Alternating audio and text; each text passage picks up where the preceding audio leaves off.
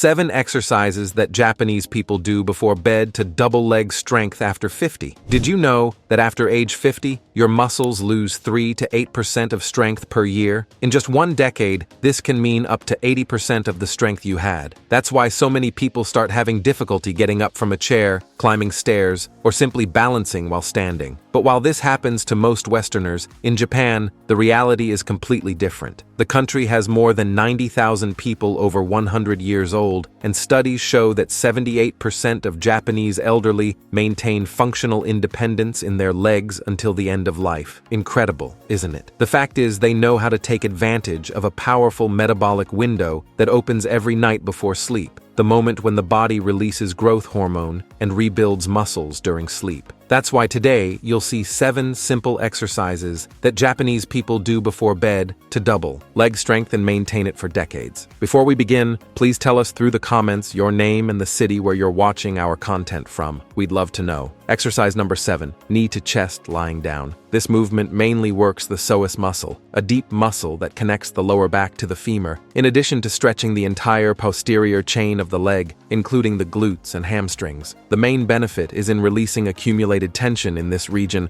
that becomes chronically contracted in those who spend a lot of time sitting. When you remain seated for hours, the psoas stays in a shortened position, and the nervous system interprets this reduced length as the new normal pattern of the muscle. To execute correctly, lie on your back on a comfortable surface like your bed or a mat on the floor. Pull one knee toward your chest while hugging the leg with both hands, keeping the other leg completely extended on the mattress. The key is to combine the stretch with deep diaphragmatic breathing, inhaling through the nose and exhaling slowly through the mouth. This combination activates the vagus nerve, the main nerve of the parasympathetic system responsible for relaxation. Activation of this nerve reduces cortisol levels by up to 30%, preparing your body for restorative sleep. A valuable tip is to lightly press the lower back against the mattress during the movement. This intensifies the psoas stretch and protects the lumbar region from compensations. The main errors to avoid are pulling the knee with excessive force, generating discomfort in the joint, allowing the extended leg to lift from the mattress, losing the complete stretch, and holding your breath instead of breathing deeply. Hold the position for 30 to 45 seconds on each leg, doing 2 to 3 repetitions on each side. This exercise has contraindications for people with acute herniated disc or recent hip injuries. In these cases, consult a professional before executing. Exercise number 6, quadriceps stretch lying down. The quadriceps is the largest muscle group in the front of the thigh, and this stretch directly combats the chronic shortening caused by remaining seated for long periods. This muscle is composed of 4 portions that work together in knee extension and are fundamental for walking, climbing stairs, and getting up from chairs. The nighttime stretch reverses the shortening pattern that the nervous system establishes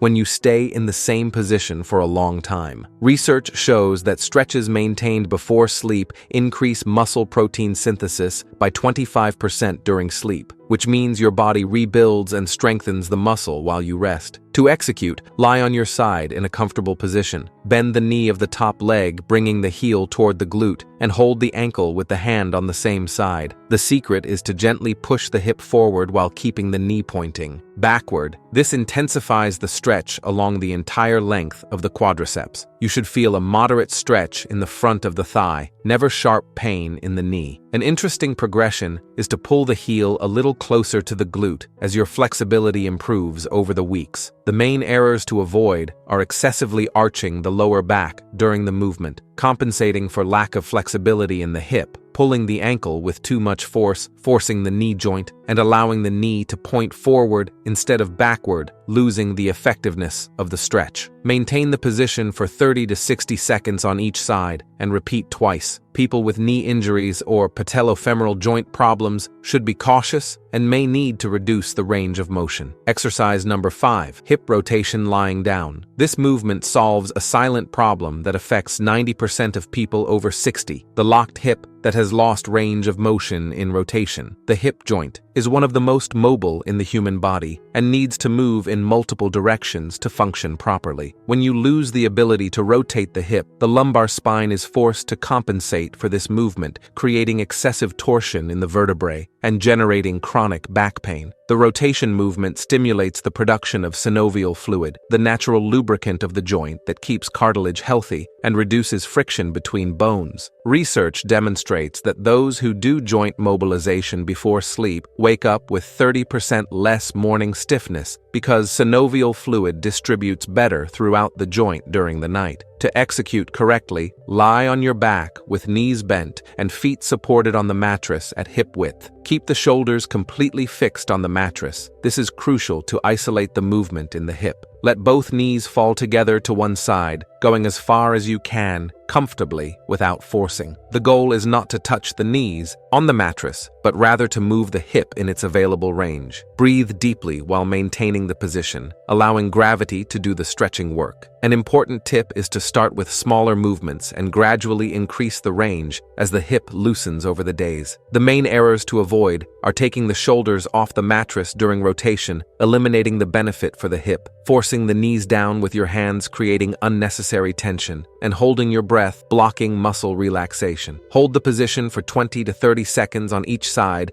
and repeat 2 to 3 times. This exercise is contraindicated for people with recent hip prosthesis or severe instability in the joint. Exercise number 4, ankle circles. The ankle is a complex joint formed by multiple small joints that need to move in all directions to maintain adequate mobility. When you don't move the ankle in its full range, synovial fluid stops circulating properly between these small joints, and they become stiff. This stiffness drastically reduces your ability to walk fluidly, makes climbing and descending stairs difficult, and significantly increases the risk of tripping because the ankle can't respond quickly when you step wrong. Additionally, lack of movement in the ankle compromises proprioception, which is the body's ability to perceive its position in space. Ankle circles work all the stabilizing muscles of this region, including the perineals on the lateral side of the leg and the deep muscles of the foot. To execute, sit on the edge of the bed or in a chair with your back straight. Lift one foot off the ground, keeping the leg relaxed, and make slow, controlled circles with the ankle, drawing the largest possible circle in the air without feeling pain. Each complete circle should take at least 3 seconds. This ensures you're mobilizing the joint in its full range and not just making quick, superficial movements. Do 10 circles clockwise and 10 counterclockwise. Then switch legs and repeat.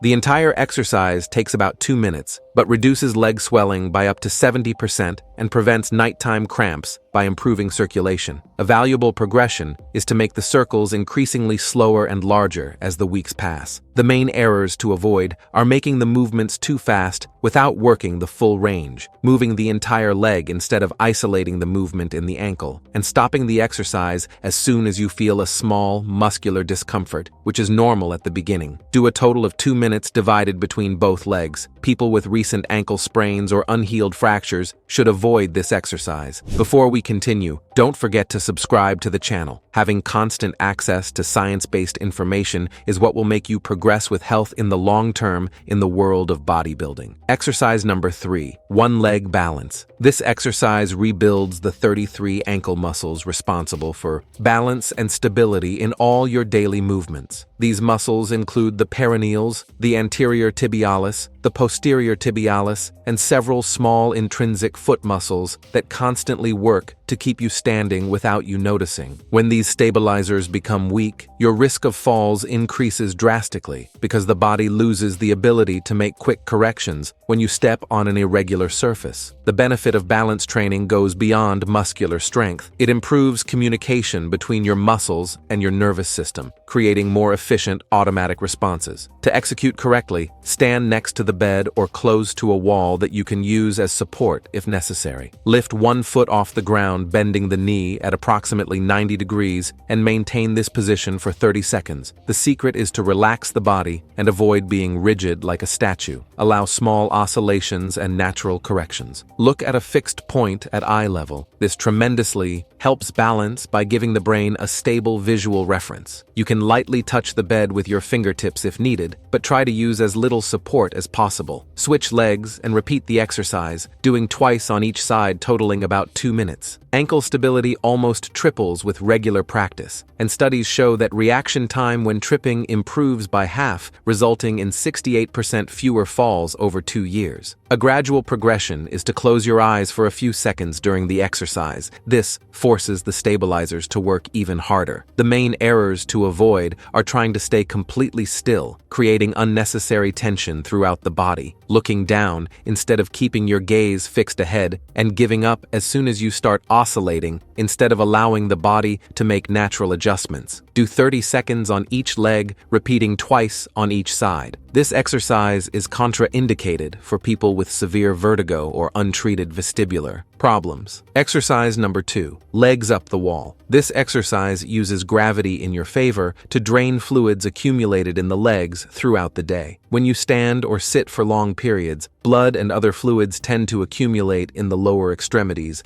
due to the force of gravity and the difficulty of the circulatory system to pump everything back to the heart. In just 10 minutes in this inverted position, you can reduce leg swelling by up to 60% and significantly relieve the sensation of tired and heavy legs. The position also activates the parasympathetic nervous system, the system responsible for relaxation and recovery. This decreases heart rate, reduces cortisol levels in the blood, and increases melatonin production, preparing your body for deep, restorative sleep. Cardiological studies demonstrate that 10 minutes of leg elevation can reduce blood pressure by 5 to 10 points, which is particularly beneficial for those who have a tendency toward hypertension. 2. Execute. Lie on your back on the floor near a wall. Bring your hips as close as possible to the wall and raise your extended legs, supporting them completely on the vertical surface. Your hips should form a 90-degree angle with the torso, and your legs should be straight and relaxed. You can place a small pillow under the lower back if you feel discomfort. Keep your arms at your sides or on your abdomen. Breathe deeply and allow the body to relax completely. Stay in this position for 10 to 15 minutes. You can even fall asleep in it, but it's better to return to bed afterward. The main errors to avoid are staying too far from the wall, forcing the lower back into an uncomfortable position, keeping the legs tensed instead of completely relaxed, and doing the exercise right after a heavy meal when it can cause digestive discomfort. Maintain the position for 10 to 15 minutes once per night. People with glaucoma or high eye pressure should avoid inversions, and pregnant women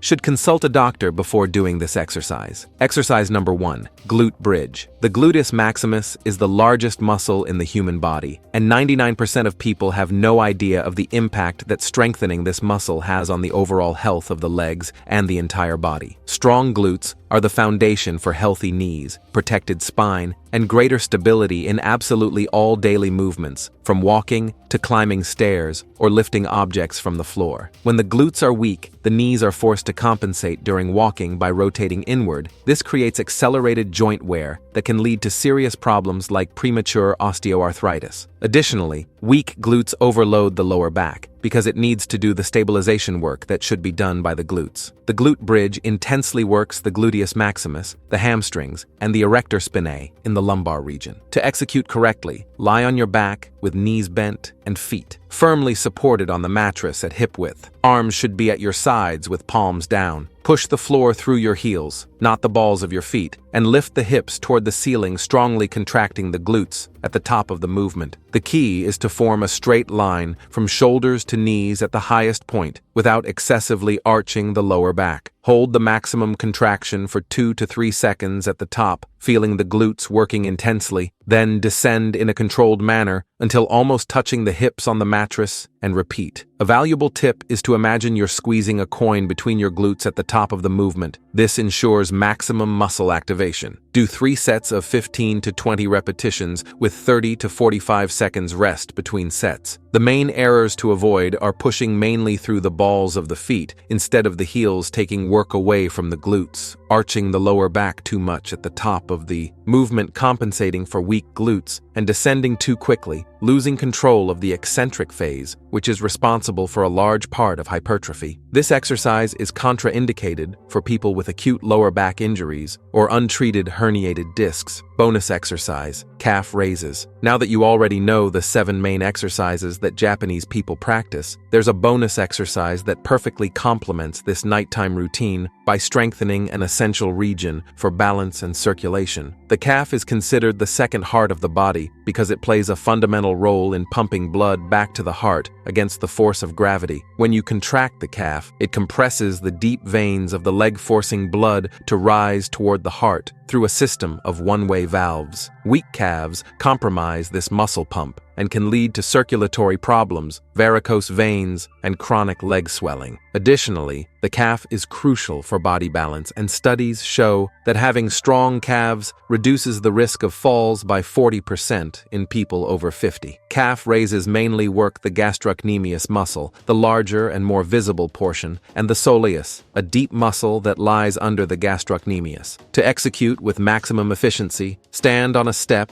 or on the edge of the bed, allowing the heels to be suspended in the air. This significantly increases the range of motion and muscle activation. Hold on to something stable to maintain balance if necessary. Elevate yourself on the balls of your feet as high as you can, intensely contracting the calves at the top of the movement and holding for 1 second. Then descend in a controlled manner until you feel a complete stretch in the calves with the heels below the level of the step. The secret is to do the complete movement, from maximum extension to maximum stretch. A valuable tip is to vary the foot position between sets, doing one set with feet parallel, another with feet slightly open, and another with feet slightly closed. This ensures that all portions of the calf are worked adequately. The calf is a muscle predominantly of slow twitch fibers. Therefore, it responds better to longer sets of 15 to 20 repetitions instead of heavy loads with few repetitions. Do 3 sets of 15 to 20 repetitions with 30 seconds rest between sets. The main errors to avoid are doing the movement halfway without descending completely and losing the stretch, rising too quickly using momentum instead of muscular strength, and not varying foot position, leaving some muscle portions without adequate work. This exercise is contraindicated for people with acute Achilles tendonitis or plantar fasciitis in inflammatory phase. If you liked this and want to also discover another exercise widely practiced in Asian communities to heal years of neglect with your own body, we've left a video appearing right now on the screen showing each of them better. Don't miss it. Thank you for watching until here, and may God bless you, my friend.